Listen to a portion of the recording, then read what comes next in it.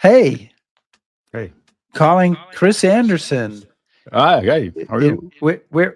I see you. You look like you're in Windsor, I do. but I think this is airing a couple of weeks after we've recorded it. So you're someplace I think doing this what? time, I don't know. I think I'm either in Luxembourg. No, I won't be in Luxembourg. I think this time I'm in Italy. Okay. Oh, right, because you're moving to Italy Yes. Well, it kind of feels that way. It does. It does in fact feel that way. for Yeah. like a month. Yeah. Yeah. And I would be in Boston. Really? Just starting the am I just starting? Yeah, just starting the oh, the Revolutionary War. Aren't you I supposed to don't be? know. Boston Aren't took you, it back. aren't you supposed to be seeing my daughter there? Yes, I am hanging out with your daughter Wow. Say hi to her for me. in Boston in the future that I'm projecting into.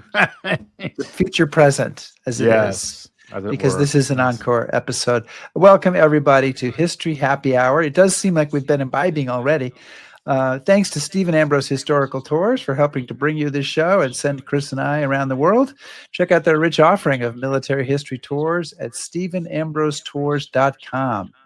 And whether you're watching live, watching on replay, or listening on the HHH Podcast. Oh, beautifully done. We're glad you're here. And today we'll present an encore episode on the World War II story of Company E of the 141st Infantry, 36th Division, composed entirely of Mexican Americans. Yeah, good. Yeah, so let us know what you're drinking. And Chris, we should thank everybody who supports us on Patreon. Absolutely, we should. Say something nice about them. Well, they're wonderful people, obviously wise beyond their years, insightful, inquisitive, generally all around good Supportive, folks. very supportive. Oh, yep, supportive, that too. Yes. And they all have keen fashion sense because they have incredible hats. Yes, and you can get a hat. You can join this august group by clicking on patreon.com/historyhappyhour. You know, I think if we get any more of those, though, we might actually have to go to like the scrolling patron page because we're starting to. Oh my God! So then you're going to challenge my technical abilities and the No, time that I can put into this. Or you could just make Or it you can do smaller. it. You could do it. I could try. That could be interesting. Yeah.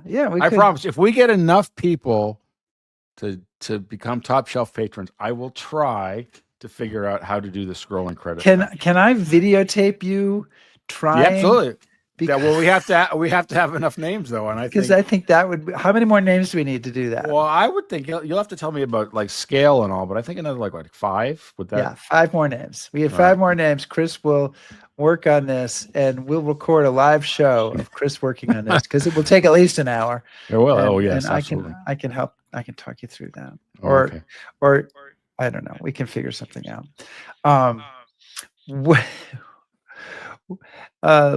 We've already said everything. Chris, That needs to be said. Give me a cue. Let's start the show.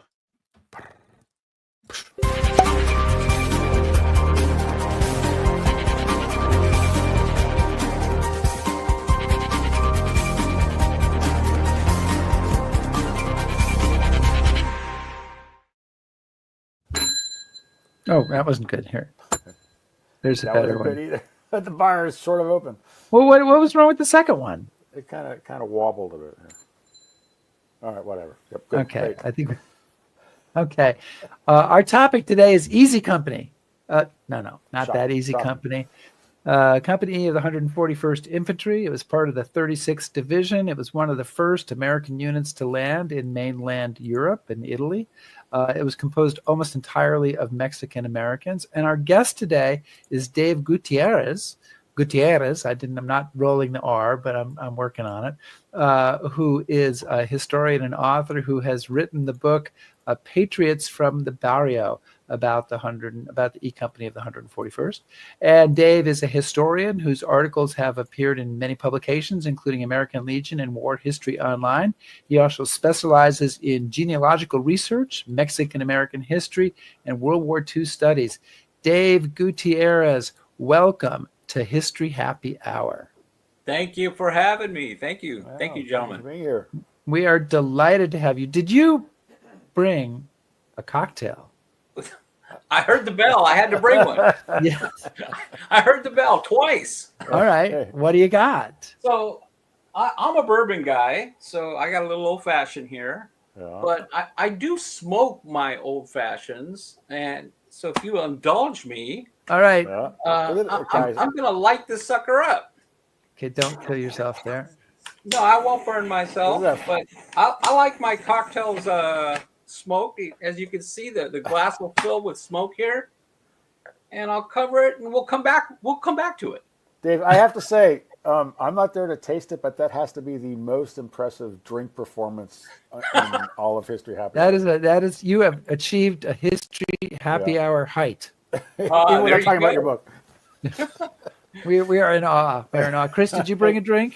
We have some dirty water with an additive. All right. Well, I've got some very red wine here, so here's to all of you. Yeah. All right. Don't choke. Drinking the good stuff.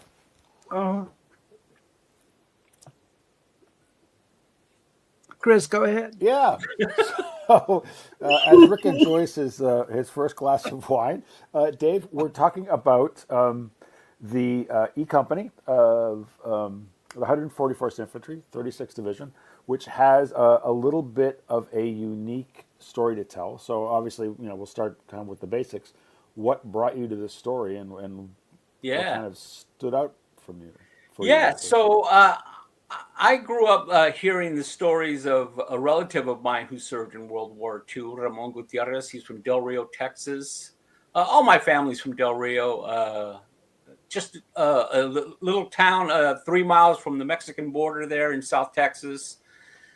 And I always heard his stories, and I always wondered why his story was not out there. I knew growing up that he had served in the U.S. Army during World War II, captured twice by the German Army, escaped both times, making it back across Allied lines. He would become one of only a few Americans to be decorated for valor on the battlefield by the Soviet Union during World War II. So I was doing genealogy research, and I kept running across newspaper articles on him. And then I met a cousin of mine who lived here in San Jose that I had never met. And she's also related, of course, to my cousin Ramon. And I decided, I've never written a book before, but this is a story that has to be told.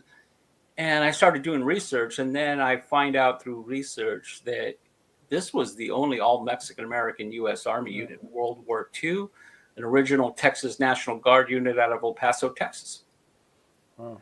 So I'm back. Oh my gosh! Thanks, Rick. I think the smoke got to you. I think it did. I think that. How is that doing? How's the smoke doing there? Is it? Have we got? Yeah. All right. Wow. There we Cheers. go. Okay. I'm going to try to stop coughing again. Yeah. Right. Easy now. Dave, you mentioned in the afterword of your book that one of the inspirations for writing this was Ken Burns' 2007 documentary about the war. And specifically, what was the inspiration there? Well, Ken, for those who are unfamiliar, Ken Burns did this documentary, 14 hours of a documentary on World War II, and yet nothing was mentioned of Hispanic contributions to World War II. I was dumbfounded that there was nothing on there. And that's something that resonated with me because as I was growing up in school, we were never taught about Hispanic contributions to World War II. As a matter of fact, teachers, whenever World War II came across, they would only talk about the Bracero program, in which the United States government reached out to Mexico to have people brought in to help with in the fields, in field work, and to picking the fruits and picking America's food on their dinner table, and bringing them in for help. And that's about the only time that Hispanics are mentioned in World War II contributions. But we know that 500,000 Hispanics served in World War II, and yet our stories have remained in the shadows of history. And as I was writing this book and getting connected with all these families, I knew I had something very unique in telling this story. And I just hope we get better at recording and documenting our own history. Yeah. So, I mean, I don't want to get too far from the topic of this unit specific history, but just to sort of set the stage a little bit, Dave, could you tell us a little bit about Del Rio and the community there, and sort of the environment that these boys are coming from? Yeah. So a lot of them came from El Paso. It was an original Texas National Guard unit out of El Paso. But you mentioned Del Rio, and it's like that. It was like that all along the Southwest and really in the West Coast as well. Is the fact that Mexicans weren't allowed to just those of Mexican American descent were not allowed to live in just anywhere in town. They were really segregated in certain areas, what we call barrios, and that's why I named the title of the book "Patriots from the Barrio." So when I say barrio, it's just the neighborhood of the Mexican section of town. As a matter of fact, the 1930, 1940 U.S. Census record would actually list on the top Mexican town, or the Mexican part of the town. So really, they were literally on the other side of the tracks, basically, where the barrios were. So these were places where there was no paved roads in that section of town. There was no street lights, and they grew up that way. And when you're talking about World War II veterans, you're talking about people that have lived through the Great Depression. So they had to go through all of this. They were totally segregated, and it was like that in El Paso. El Paso was el segundo barrio of El Paso, Texas. And the 36th Division actually had 2 Texas National Guard units in El Paso. Company H was all Anglo. They were all white. But Company E was completely segregated unit made up of all the men from the barrios of El Paso, Texas. And when the 36th Division was federalized in November of 1940, they actually pulled out Mexican Americans from the other Texas National Guard units and placed them into Company E. They maintained a 100%, every enlisted man of Company E was of Mexican American descent. And they actually pulled out guys from other units, from the Dallas area, the Austin, San Antonio area, and they put them in to Company E. So they maintained that until they started taking casualties in Italy. Okay. So you write in your book, you say they came from the barrios of Texas and grew up through the Great Depression at a time when the United States government deported Mexican American citizens. They faced discrimination throughout their lives, yet these men served their country proudly when America needed them most. So most of the guys, I imagine, at the time the unit is federalized, are volunteers. They're not drafted. Why were these men willing to volunteer, considering that the American government had engaged in repatriation, was in the Depression, trying to deport people back to Mexico, save those American jobs for real Americans? Why were they willing to say, hey, yeah, I'll join up. I'll join the Army? One of the big reasons why a lot of these men were part of the Texas National Guard, because the Texas National Guard was paying them a whopping $21 a month to be part of this unit. A lot of them really joined the Texas National Guard to supplement their family's income.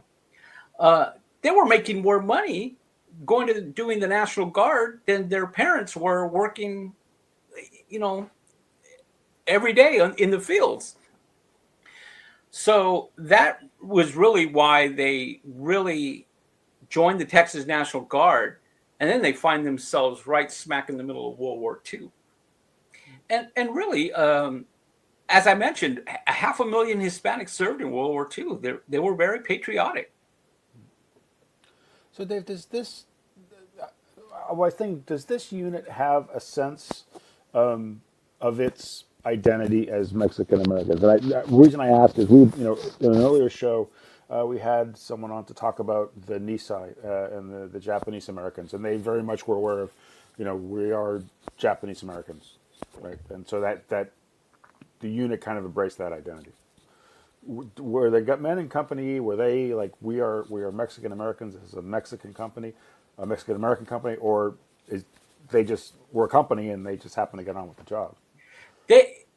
Really they were just trying to do their job, and it was nothing new to them. They have always been segregated. Yeah, we have to remember that this is a time when they were not allowed in certain restaurants. There was actually signs in restaurants that said no Mexicans or dogs allowed. It was nothing new to them to be segregated in an entire division. So when they go to after Pearl Harbor, they find themselves at Camp Blanding, Florida.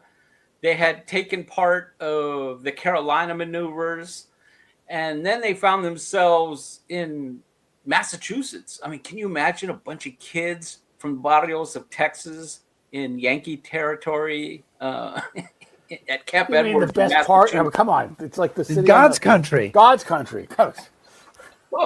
Just saying. Talking to a couple of New Englanders here. Yeah. When they go out to on leave, for the first time, these guys are treated like American soldiers. That they weren't used to that, and it was something unique to them. When they were in the Army, did they'd been dealing with a lot of discrimination before they were in the Army? Does that change when they're in the Army? I mean, obviously they're all segregated into one company, but are they finding Unfortunately not. And now when they find themselves in Florida and in Massachusetts, things are a little different. But when they were at Camp Bowie in Brownwood, Texas, nothing had changed. As a matter of fact, there's one story of Gabriel Navarrete. Gabriel Navarrete was he had just been promoted to sergeant. And Gabriel Navarrete gets promoted to sergeant, and he decides, let's go out and celebrate. So they go into town. Well, there's not much to do in Brownwood, Texas in 1941. They find a hamburger joint, so they go into the hamburger joint, and they do not serve them. They said, sorry, we're not going to serve. We don't serve Mexicans here. If you guys want food, go to the back door, and we'll give you food there. They were going to bust up the joint. And Gabriel talked him out of it, and they went back to the base. They go back to the base, and Captain Chapin, who was the commanding officer of Company E, comes out to the hamburger establishment with a full bird colonel in tow. And they asked, why are you not serving these American soldiers? And the owner tells the colonel, well, hey, we don't serve Mexicans. And if you don't like it, you can take your Mexicans and get out of here. Well, the colonel goes back to the base, and he puts out a standing order that no military personnel are going to be able to go into that establishment. If they are, they're going to be court-martialed. Well, that restaurant was losing money very fast in Brownwood, Texas. And they went back to the base. The owner goes back to the base and pleads had a with change them. of heart. Yeah, we're going to go ahead and serve the Mexicans, and then they allowed the military personnel to visit that establishment, but not before they fined them for not allowing the Mexican Americans to visit that establishment. You're talking about Navarrete. If I can do a follow up there, Navarrete. He also faces some discrimination in applying for officer candidate school. Correct. So he's such a good soldier. The officers are saying to him, you should go to officers candidate school. This is while they were training in Brownwood, Texas. So Gabriel Navarrete takes the written test to go to officers candidate school, and he passes the written test. Then he takes the oral test, and he's told after the oral test, they tell him, sorry, Gabriel, we're not going to allow you to go to officers candidate school because you have too much of an accent. That was the reason why he was not allowed to go to officers candidate school. 3 times Gabriel took that test, and 3 times after the oral test, he was denied to go to officers candidate school. And when they land at Salerno, Italy, Gabriel Navarrete is leading the advanced squad when they land at Salerno in September of 1943. He's wounded, goes back to North Africa, and when he returns, it's November of 1943, and they're on Mount Rotundo, and Gabriel Navarrete is commissioned an officer in the United States Army. So battlefield, he Right. proved himself Not there. until he proved his bravery on the battlefield was this guy given a battlefield commission and made an officer. And Gabriel Navarrete would go on to command Company E in World War II. But before that, I mean, that was a question, and I know Lynn Hargrove had asked, where do all their officers come from? Did they have any Hispanic officers? Or who are their officers? Yeah, all their officers were white. Okay. At the very outset, when they were training, all their officers were white. Right. And could you tell us? Do we know anything about these white officers? How they wound up there? How they reacted to their new assignment, and how this company of guys who served together for a while reacted? Captain Chapin was the commanding officer of Company E, and he really looked out for his men. And several times, Captain Chapin was supposed to be promoted and transferred out of Company E, yet he denied the promotion because they told him, "We're going to promote you, but we're going to have to transfer you to another unit," and he refused.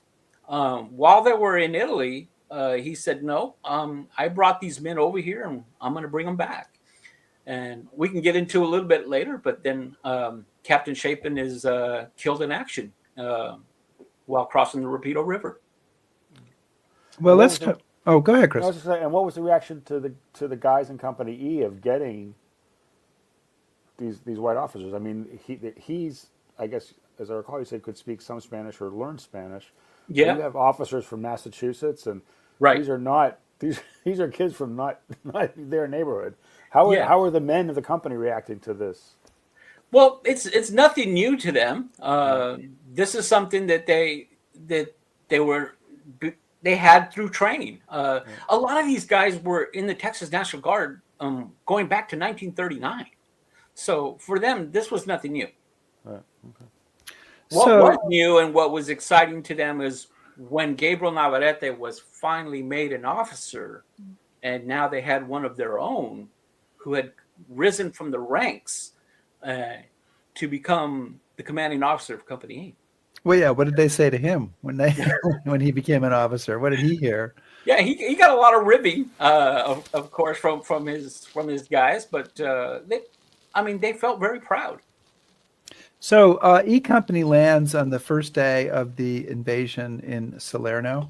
They're on the beach, and they're really right in the mob the fighting. And you quote an after-action report that says Company E played a vital part in protecting the beachhead against repeated enemy attacks. Company E was instrumental in keeping the enemy tanks from driving down to the beach itself. And that sounds so ordered and, very clear. But when I read your description of the fighting that day, it sounds a whole lot more chaotic. Yeah, and chaotic it was. First of all, as they're going towards the beach in the landing crafts, the 36th Division decided not to bomb the beach. They were bombing the peninsula where the Rangers were going to land. And they decided, you know what, we're not going to bomb that area because we don't want to draw people to that area. So they decided not to bomb the beachhead, and they go and land. Well, the Germans had reinforced everything on the beachhead, and they met heavy resistance, including tanks and heavy machine gun fire. Now, Gabriel Navarrete, as we spoke a little bit about, he was leading the advanced squad. My cousin Ramon was part of that squad, and as they land, they're met by 5 enemy tanks and a heavy machine gun that's firing at them. A few of the men are shot. A couple of them are killed right next to my cousin Ramon. And my cousin Ramon would later tell his grandson, I didn't think I was going to live that day. And at this point, I didn't care what happened to me.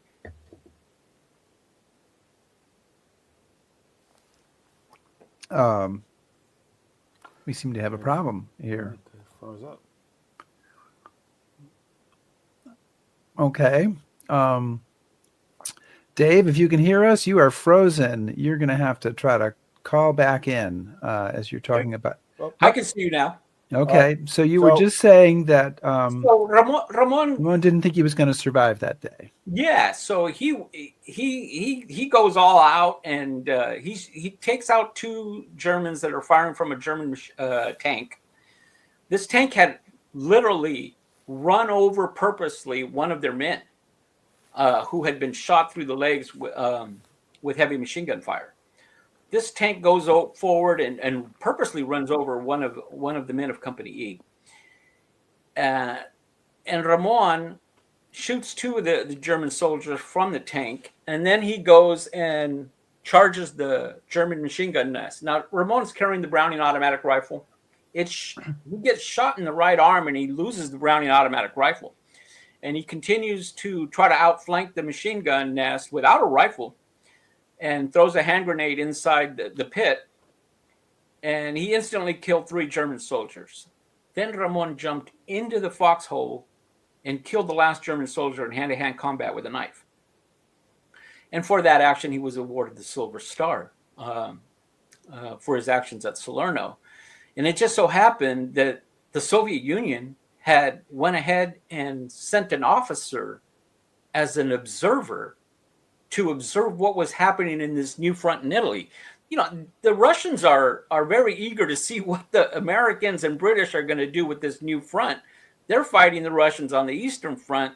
And so they send an officer to observe, to report back to what is happening. How are the Americans going to do in Italy here?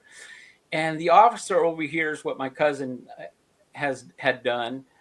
And he would later put in for a medal for my cousin Ramon, and my cousin Ramon would be awarded the Order of Patriotic War, 2nd degree by the Soviet Union. So Dave, I mean, what was the reaction of other men in the 36th? What was the reaction of other people in the Army to this Mexican-American unit after that landing? Did anything change? Did they start to look at this company differently, or? Really, the Company E had, once they got formed into the All Mexican American Unit, they really stood out when they were in training. They consistently won the regimental rifle marksmanship for the 141st. When the 36th Division actually pulled out veteran soldiers from other units like Austin, Dallas, and San Antonio area, what they were doing was pulling out veterans who had been serving with the Texas National Guard since 1939.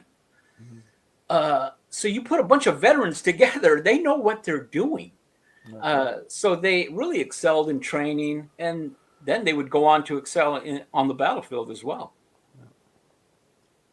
There was as I was reading the book, there were a couple of cases, and one involved Manny Rivera, of people who are wounded or captured, and their families are told that they're killed. They get the telegram and believe that their son has died. And I have not heard a lot of that happening. Maybe Chris, maybe you have, but that struck me as just horrifying, and it must have been devastating. Yeah, absolutely. And you brought up Manny Rivera, who was a machine gunner. He was in the weapons platoon of Company E. Manny was really instrumental during the Salerno battle, also. But Manny, and it's funny, we're gonna talk about Manuel Rivera because it's the 19th of January. It's the actual 81st anniversary of the Rapido River. today. And it was today, on the 19th of January in 1944, that Gabriel Navarrete led an advance patrol before the actual crossing of the Rapido River. And Gabriel goes over and hand selects a few guys, including Rocky Segura and Manuel Rivera, who was a machine gunner. Now, Rocky Segura was one of the best swimmers in the company. So Rocky actually swims across the river, and this is in the dead of night that they're going to do this patrol. And he goes and ties a rope to the other side, and then with the pontoon boat, they went ahead and got across the river. Well, the reason why they're doing this patrol is because Gabriel Navarrete, while he's on Mount Trocchio, is overseeing the other side of the river, and he realizes there's machine gun emplacements on the other side of the river, and they're not anywhere on his intelligence maps. So he goes, if we're going to cross the river, because they had already been given orders to cross the river, we need to know what exactly it is we're gonna run across.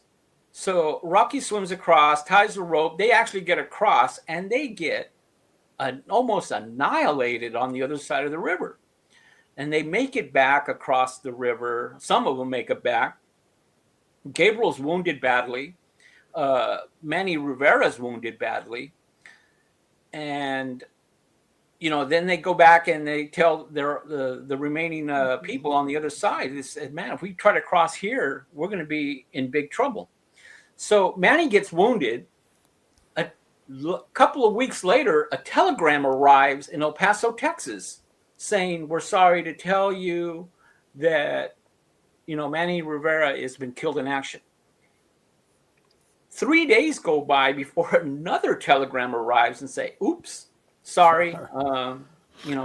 Man, he's actually just wounded and Manny's doing fine.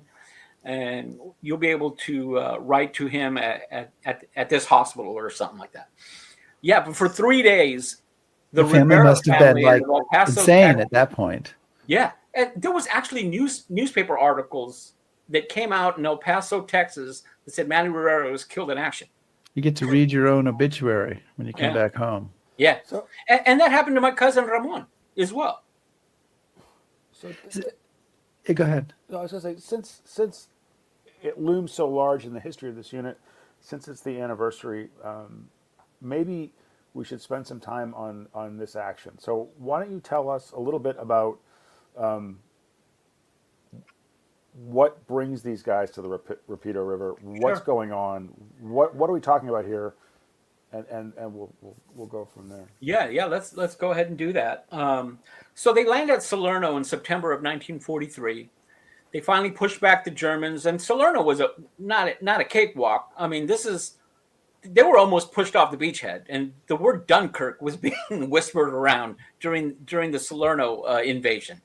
They finally pushed back the Germans north of the Volturno River, and Albert Kesselring, who's the field marshal, the German field marshal who was in charge of all German forces in southern Italy, decides to come up with a plan and make 3 defensive lines in Italy. One he put right north of the Volturno River, and the second line, the Bernhardt line, he would put right in the central mountains of Italy. And the third line he called the Gustav line. He placed right at Monte Cassino using the Rapido River as a main line of defense. Now, Albert Kesselring, his strategy is to try to delay the Allies as much as possible.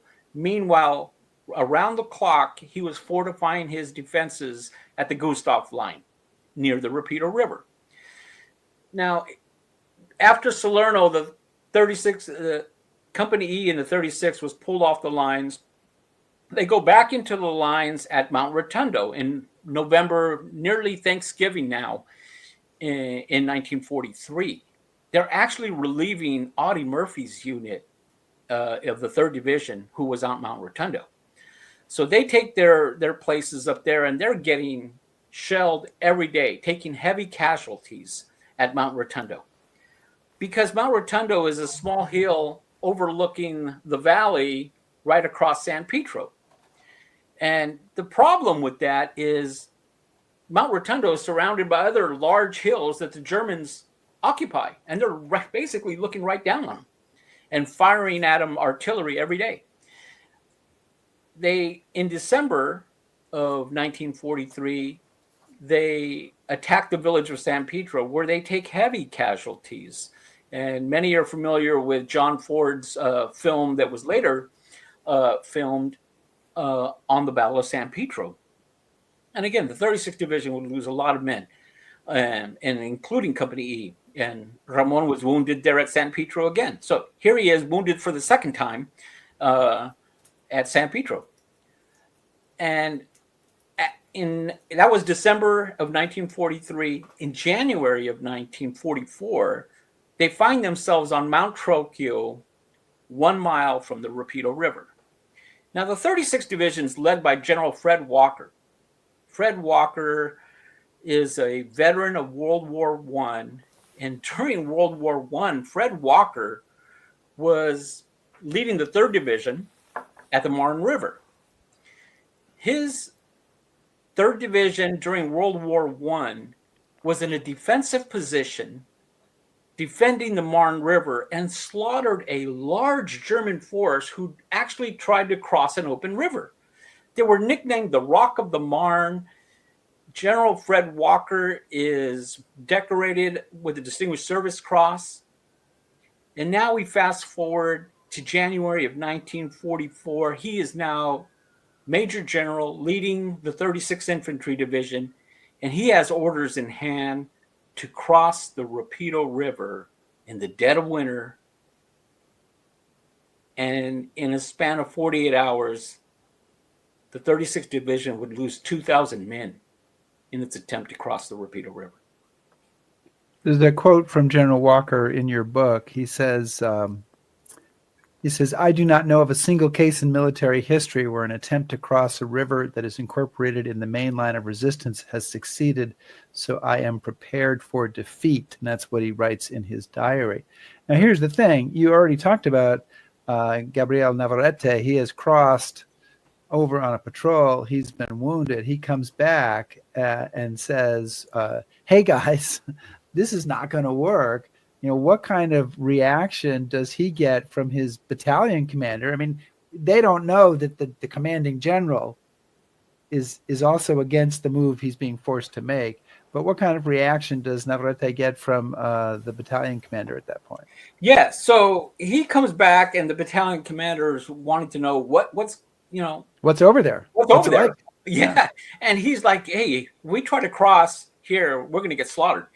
And the battalion commander is telling Gabriel, "We're not going to just cross with the squad. We're crossing with the entire 141st Infantry and the 143rd Infantry. We're going to send 2 regiments across." And Gabriel tells him, "If you do that, we're going to get slaughtered." I guess Gabriel knows exactly what they're up against. And yet Fred Walker has orders in hand. He attempts to try to get them to cross north of where they're asking Fred Walker to cross near San Angelo. But he has orders in hand, and he's going to give it everything they got. And again, they lose nearly 2,000 men. They were either killed, captured, or wounded when they try to cross. It's known as one of the most colossal blunders of the U.S. Army in World War II. So, Rick, Chris, it's you. Oh, okay. Yeah. So, but I think we should probably mention, because we'll hopefully get a chance to talk about this a little bit in more depth. It's not Walker that gives the order, right? The order is coming from General Clark. Right. These are the orders that Walker's been given, and he's trying to convince Mark Clark that maybe they should cross a little bit further north. Right.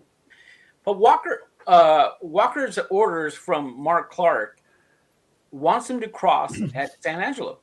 And really, I think Mark Clark was really enamored with the thought of having tanks rolling across the Leary Valley and into past the Gustav line.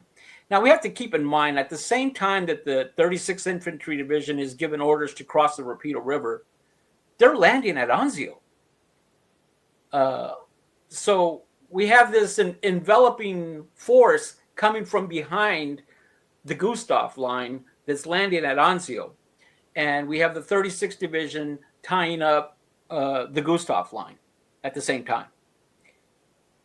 So look,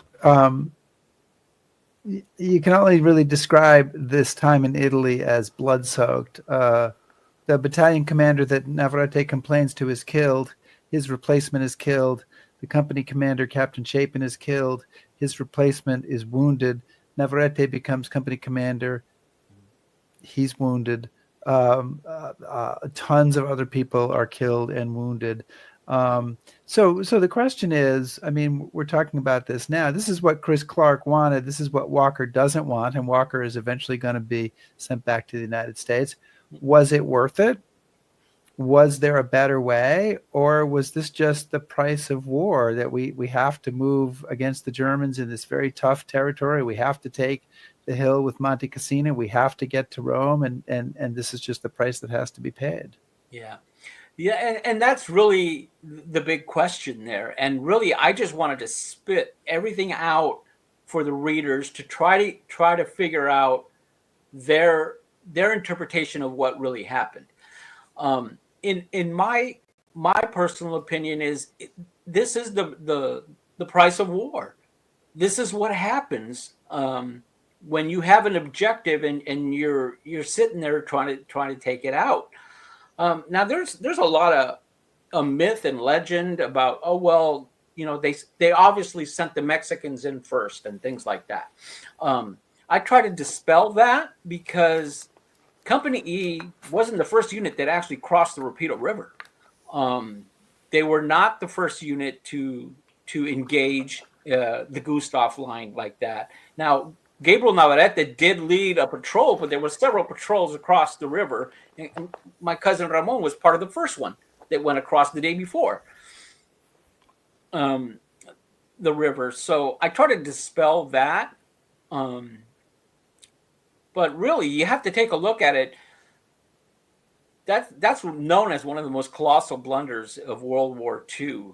And when you lose that many men, and it was so controversial that there was a congressional hearing after the war on the Rapido River crossing, because they wanted to know if the officers that made that decision should be held accountable. Well, okay, well, we're going to pick that up then. So one of our guests has asked, Mark Hool has asked, was Clark held responsible in some formal way for the disaster? Yeah, so the 36th Division Association after World War II got together, and they realized that, they're trying to give Mark Clark his fifth star and things like that. And they're like, are you kidding me? I mean, this guy they basically said if what he ordered us to do was not murder, I don't know what is. So they put out a resolution on it, and they actually had a congressional hearing. And Fred Walker and several of the officers of the 36th Infantry Division went and testified during that hearing. But really, nothing was really done about it, and nothing was made of it. And there was one point where they had, I believe it was Mark Clark was being asked to be the ambassador to the Vatican. And when all the controversy of the 36th Division came up during that, he withdrew his name.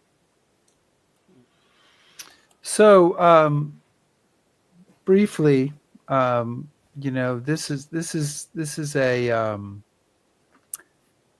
lot of the guys are killed or captured. I mean, this is completely, Company E is no longer going to be the company it was. And I'm sure it's involved in the rest of the war, but it's a very different group of people. Yeah. As a matter of fact, so they're starting to take casualties at Salerno, Mount Rotondo, San Pietro.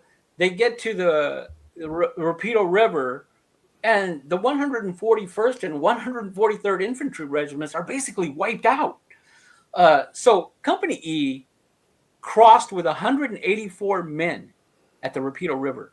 Only 27 of them came back. They were either killed, wounded, or captured. So we have this new people coming in, and they were still at Monte Cassino. When we actually bombed Monte Cassino, the Abbey at Monte Cassino in February of 44, they were still on the line. They were still there until they got brought over to Anzio later.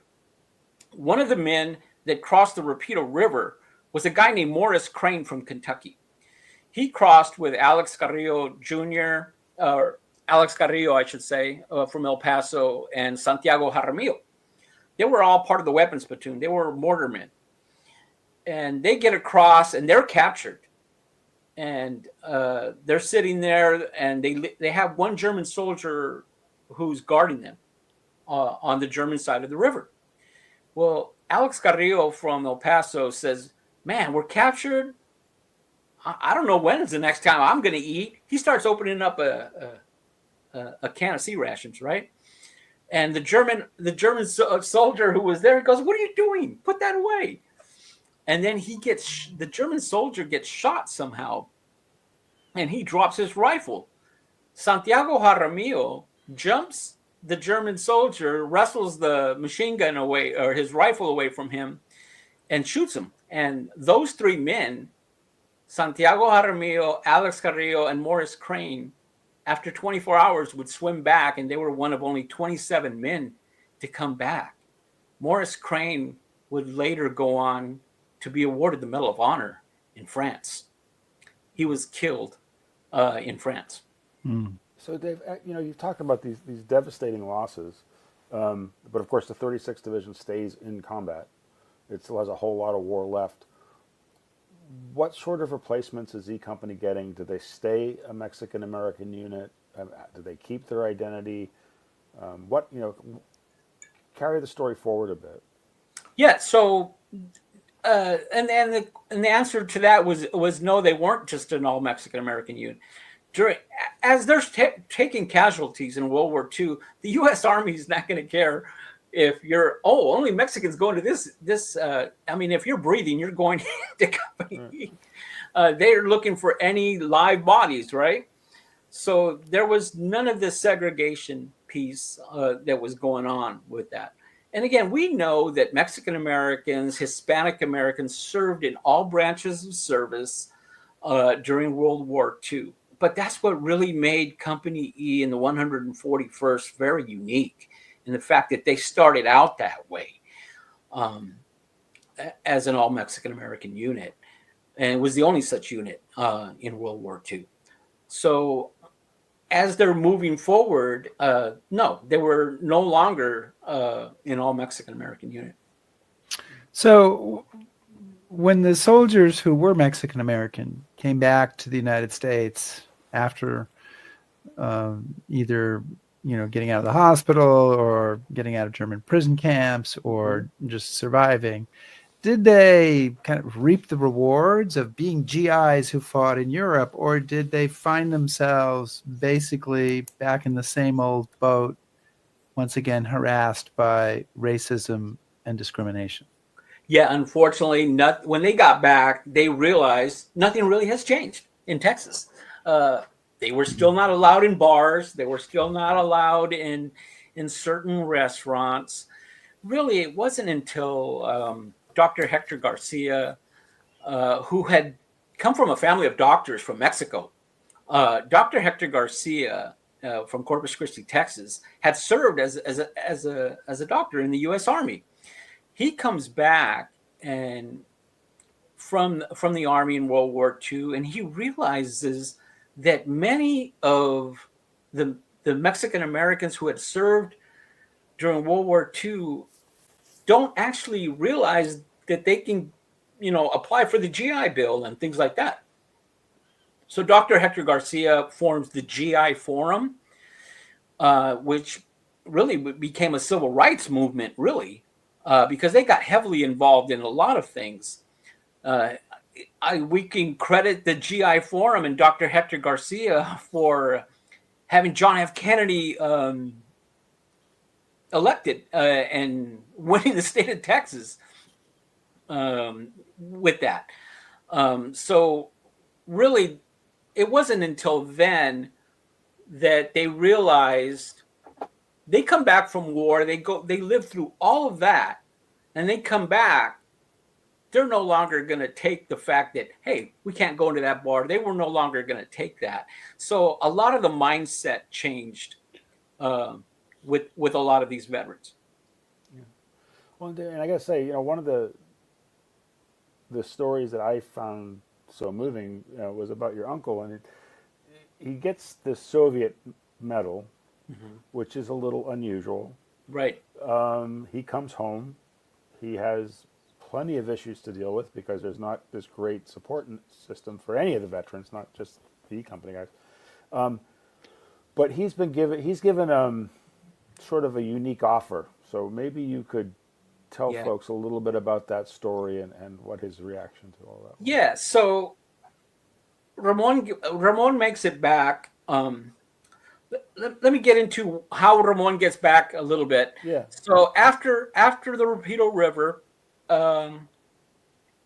Ramon is actually captured at the Rapido River, and he makes it back. He makes it back across the river. He's one of the 27 men that came back. Now he's also PFC at the time.